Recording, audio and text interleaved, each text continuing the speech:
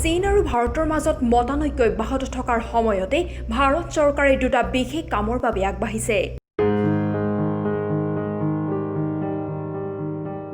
টাৱাঙৰ লুমলা আৰু ভূটানৰ ট্ৰাচিগাং সংযোগী পথৰ নিৰ্মাণৰ প্ৰসংগৰ কথা আহি পৰিছে।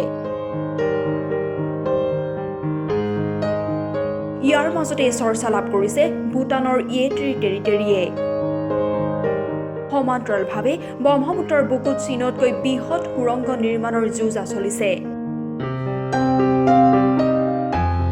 ব্ৰহ্মপুত্ৰ নদীৰ পানীৰ তলত নিৰ্মাণ হ'বলগীয়া এই সুৰংগটোৱে নুমলীগড়ৰ পৰা গহপুৰ চহৰ সংযোগ কৰিব।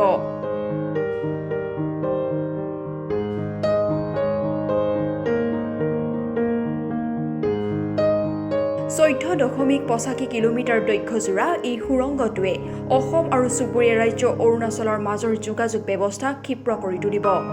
জানিব পৰা মতে সুৰংগটোৱেদি প্ৰতি ঘণ্টাত 80 কিলোমিটাৰ বেগেৰে যান-বাহন চলিব। সুৰংগটোৰ ভিতৰত স্থাপন কৰা হ'ব ফায়াৰ ফাইটিং, ৰেলিংযুক্ত ফুটপাথ, পানী প্ৰতিৰোধ কৰিব পৰা সুৰক্ষা চক্ৰ আৰু জৰুৰীকালীনভাৱে প্ৰস্থানৰ ব্যৱস্থা। বিশেষকৈ ভাৰতীয় সৈন্যৰ বাবে এই সুৰংগটো অধিক ফলদায়ক হৈ উঠিব বুলি বিশেষজ্ঞসকলে মত প্ৰকাশ কৰিছে।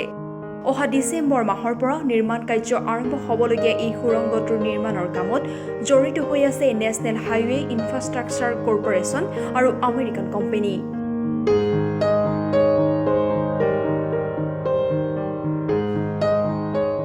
News text report infocus.com